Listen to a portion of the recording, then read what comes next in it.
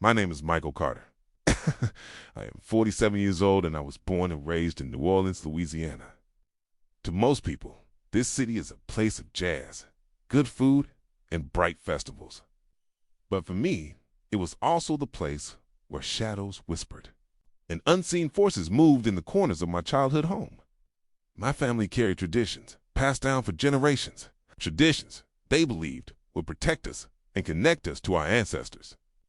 These traditions were not about Sunday sermons or gospel songs. They were rooted in voodoo, in rituals lit by flickering candles, in smoke rising from burning herbs, and in murmured chants in languages I never understood. My grandmother was known in our neighborhood as a respected voodoo practitioner. Cute people came to her for healing, for blessings, and sometimes for revenge. As a boy, I would watch her trace strange symbols in the air, her eyes half closed as if she could see something I could not. She told me the spirits were always near, ready to help if treated with respect. But the truth was that I felt no comfort in those moments. What I felt was the cold grip of fear. At night, I would lie awake in my small bedroom in our creaking house in the lower Ninth Ward. I saw shadows sliding along the walls, though there was no light to cast them. I heard voices whispering from the corners and a tongue that twisted through my mind like smoke. Sometimes the air would grow heavy and a sense of being watched would settle on me until I could hardly breathe.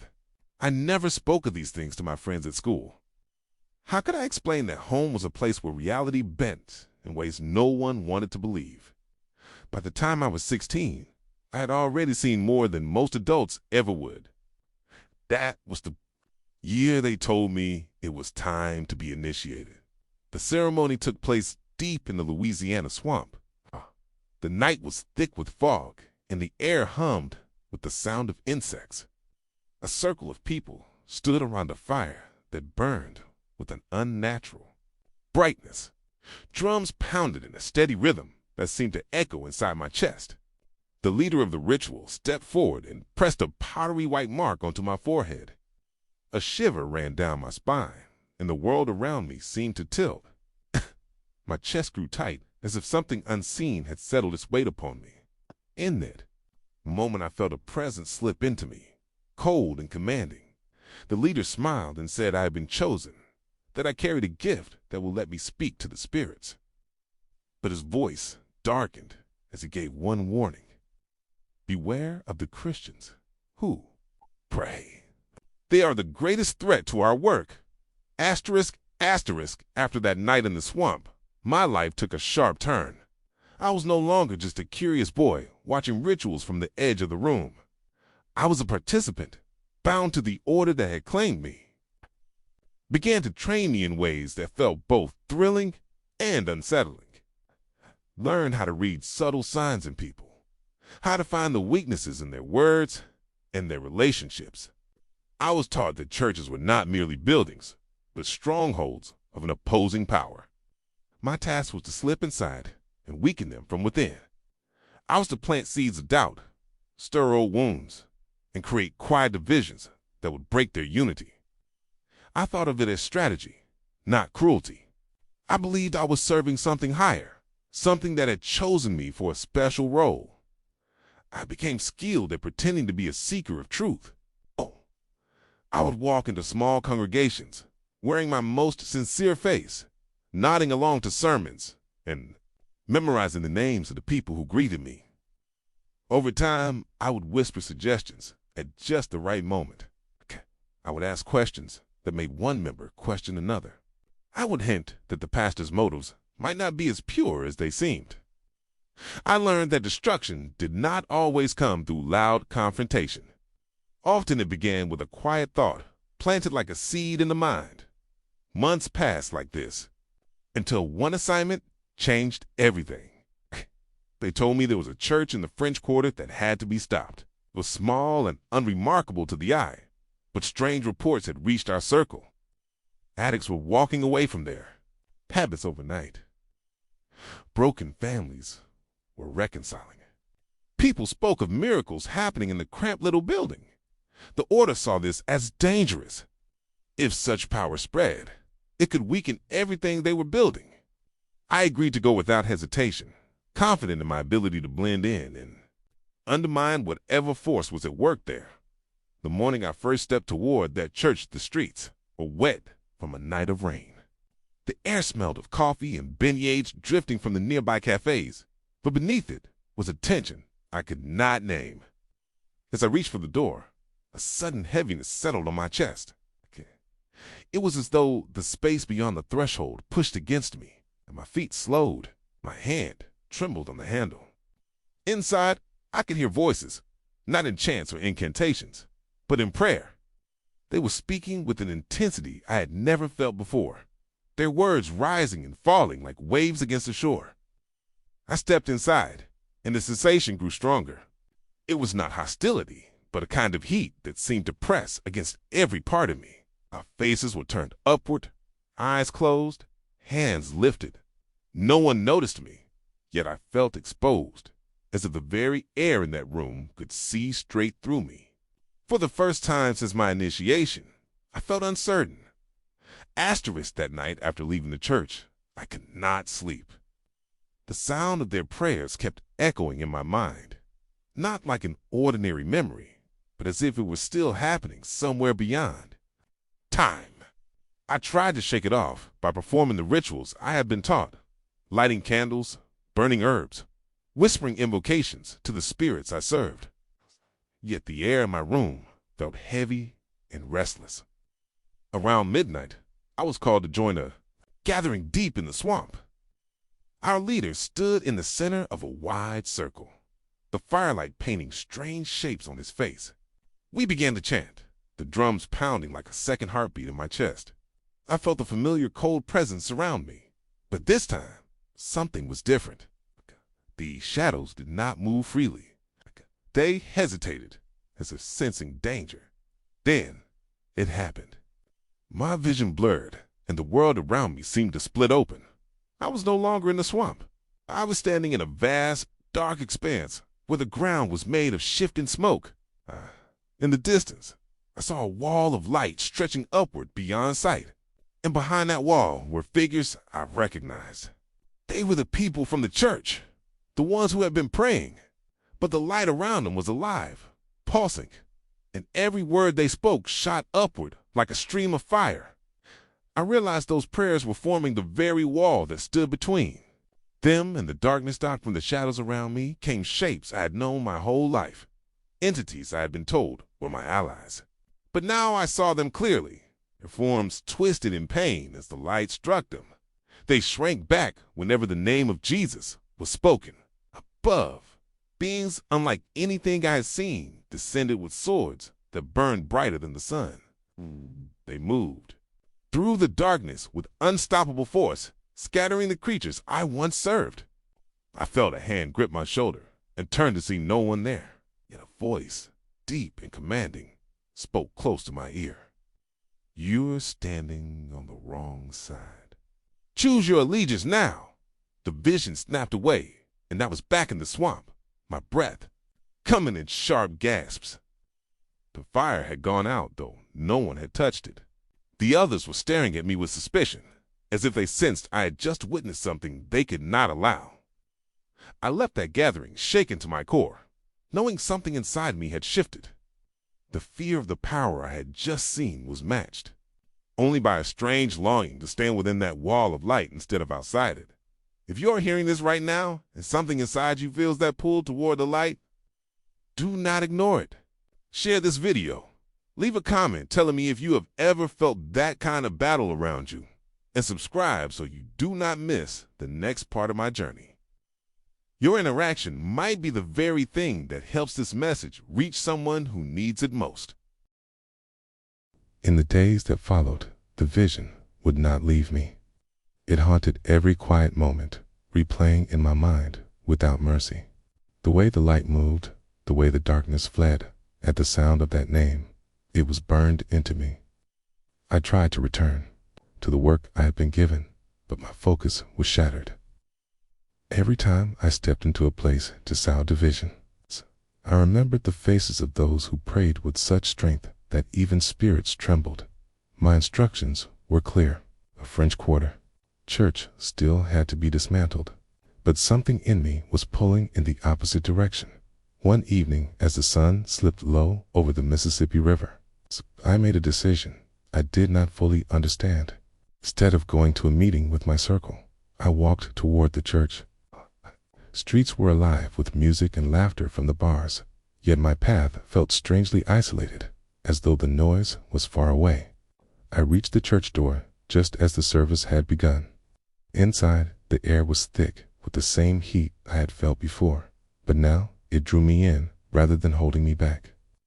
The congregation was small, no more than 30 people, but the sound of their voices filled every inch of the space. I took a seat in the back, head low, trying not to draw attention. My plan was unclear. I only knew I needed to be there. The pastor spoke with a calm authority, his words weaving through the room like threads of gold. When he invited anyone in need of prayer to come forward, my legs moved before my mind could protest. I stepped into the aisle and began walking toward the front. Halfway there, a pressure slammed into me like a wave. My vision dimmed at the edges, my body shaking uncontrollably. A voice hissed inside me, telling me to turn around, to leave, to run. My steps slowed, but I kept moving, each one feeling heavier than the last dot. By the time I reached the altar, I could hardly stand. The pastor placed a hand on my shoulder and began to pray. The congregation joined in, their voices rising like a storm. I felt the darkness inside me react violently, twisting and clawing to keep its hold. It was as if chains I had never seen were being pulled tight, resisting the pull of freedom. The prayers grew louder, words spoken with certainty and authority. Heat flooded through me, starting at the crown of my head and rushing down my spine. The pressure broke in an instant. I gasped for air, my knees giving way as I collapsed to the floor. In that moment, the chaos in my mind stilled. The weight I had carried for years was gone. For the first time since my childhood, the air around me felt clear and safe. I lay there with my eyes closed, not wanting to move, knowing without question that I had just been set free. Asterisk, asterisk, the days after that night felt like waking from a long and heavy sleep. Every sound, every color, every breath seemed sharper and more alive. I spent hours sitting in the quiet sanctuary of the church, listening to the pastor speak about prayer and fasting. He explained that prayer was not just words spoken into the air, but a weapon, a declaration into the unseen realm. Fasting, he said, was a way to clear the noise from the body and mind so that the spirit could hear more clearly. These ideas were foreign to me, yet they stirred something deep inside. I decided to try. My first fast lasted 3 days, drinking only water. The first day was the hardest. My body screamed for food, and my mind threw up every reason to quit. But as the hours passed, a strange peace began to settle over me. On the second night, I woke in the middle of the darkness, my room filled with a stillness so complete it felt sacred. I could almost sense that someone was sitting beside me. I prayed quietly, not in the elaborate chants I once knew, but in plain words from my heart. By the third day, my thoughts felt lighter, my emotions calmer, and the noise that had always filled my mind was gone. It was during this time that the first miracle came. My mother had been sick for years with an illness that left her weak and in constant pain. Doctors could do little except manage her symptoms. I shared with her what I had learned, and though she had always been cautious of faith outside our family traditions, she agreed to let the pastor and a few members of the church come to our home. They prayed over her in the living room, their voices steady and confident. She closed her eyes, and for a long time, no one spoke. Then tears began to roll down her cheeks. She said she felt heat moving through her body, melting away the pain. From that day forward, her strength began to return. Within weeks, she was walking without assistance. okay? And the shadow of sickness that had hung over our home for so long was gone. Not long after, my younger brother, who had been trapped in addiction for years, came to visit. His eyes were dull, his words scattered. Late one night, he told me he had heard a voice calling his name in the middle of a binge. The voice had told him to go home. He said it was not a voice of anger, but of love, and it scared him more than anything else because it felt real. I took him to the church the next day, and there he experienced the same kind of freedom I had. Watching him walk away from that old life was like seeing a dead man breathe again. These moments began to shape my understanding of what had truly happened to me. This was not just about leaving the darkness behind. It was about stepping into a life where light had power, where hope was not a dream, but a force that could change reality. Asterisk, asterisk. In the months that followed, I traveled more than I ever had in my life. I visited small churches in quiet towns and large gatherings in busy cities. Everywhere I went, I told my story, not to draw attention to myself, but to shine a light on the reality of a war that most people cannot see. I spoke about the way darkness, work, quiet, patient, and deceptive hand, how easily it can take root when faith is weak. But more than anything, I spoke about the power of prayer. I told them that prayer is not a last resort, but the first line of defense. It is not soft or passive. It is a battle fought with words spoken in faith, words that echo in places beyond our sight. I explained how fasting strengthens that fight, cutting through the noise and sharpening the heart to hear God's voice. I warned them about the subtle tactics of the enemy, the small compromises, the harmless distractions, the doubts that start as whispers. I knew these tactics because I had once used them myself. The more I shared, the more I saw lives changed. I met people who had been quietly struggling with fear, addiction, or despair, and watched them stand tall again after a single moment of honest prayer. I saw marriages healed, children reconciled with parents, and men and women walk away from lives that had been destroying them for years. These victories reminded me of the wall of light I had seen in my vision. It's the one built from the prayers of ordinary people who refused to give up. I returned often to New Orleans, walking the streets where my journey had begun. The sights and sounds were the same, but I was not the same man.